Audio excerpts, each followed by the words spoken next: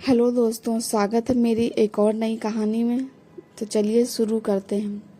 जवान होने से पहले ही बड़े बूढ़े बुजुर्ग लड़का लड़की की शादी क्यों करा देते थे, अब समझ आया। गांव से कॉलेज भेजा था पढ़ने, लेकिन जब लौटी तो आंखों में सपने नहीं पछतावा था।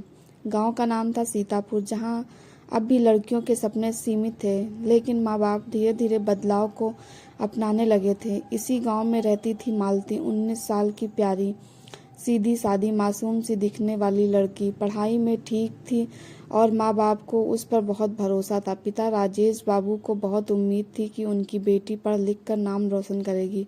गांव में कई रिश्ते आए, लेकिन उन्होंने कह दिया, अभी मेरी बेटी की उम्र नहीं है शादी की। पहले कॉलेज जाएगी, फिर नौकरी करेगी, फिर धूमधाम से ब्याह करूंगा। कॉलेज का सफ़र।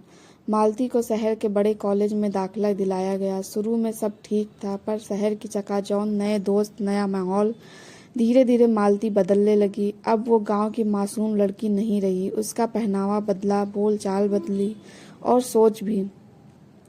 फेसबुक, इंस्टाग्राम पर नए नामों से प्रोफाइल बने। वो खुद को इंडिपेंडेंट कहने लगी, लेकिन असली आज़ादी की परिभाषा भूल गई। कॉलेज में उसके कई लड़कों से संबंध बने, कभी राहुल, कभी आयुष, कभी विवेक, और एक दिन उसने शारीरिक संबंध बना लिए, वो भी बिना किसी भावनात्मक गहराई के। उसे लगता था ये सब प्यार है, पर हकीकत ये थी, हर लड़का बस समय काट रहा था और फिर छोड़ देता था।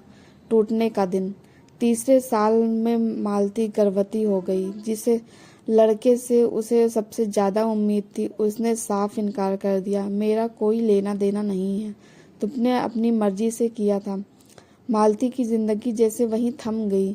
शरीर में जान थी, पर आत्मा खाली हो चुकी थी। उसने माँ को फ़ोन किया और बस एक ही शब्द बोला, माँ, मुझसे बहुत बड़ी गलती हो गई। राजेश बाबू और उनकी पत्नी शहर पहुँचे।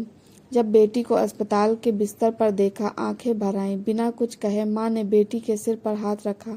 बेटी, गलती सबसे होती है, पर तूने खुद को खो दिया। अगर हमने तुझे सही समय पर अच्छे हाथों में सौंप दिया होता तो शायद तू आज ये सब न झेल रही होती। राजेश बाबू भी फूट फूट कर रो पड़े। मैंने सोचा था बेटी को ऊंचा उड़ाऊंगा, पर पंख तो मैंने ही जला दिए।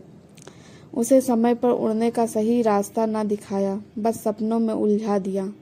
आज मालती अब एक एनजीओ में काम करती है। वो लड़कियों को बताती है कि आज़ादी का मतलब खुद को खो देना नहीं होता। जवानी की रफ्तार में अगर होश खो बैठो तो जिंदगी की दिशा भटक जाती है। वो कहती है, काश मैंने उस वक्त अपने माता पिता की बात समझी होती, काश किसी ने मुझे समय पर जीवन की सच्चाई समझाई होती। सीख, हर बेटी को आज़ादी मिलनी चाहिए, पर उसके साथ सही दिशा देना भी जरूरी है। शादी कोई कैद नहीं, बल्कि एक समय पर लिया गया संरक्षण होता है, जो किसी भी लड़की को मानसिक, सामाजिक और भावनात्मक सुरक्षा देता है। अगर समय पर सही निर्णय न लिया जाए तो जिंदगी बहुत कुछ सिखा देती है, पर तब तक बहुत कुछ खो चुका होता है।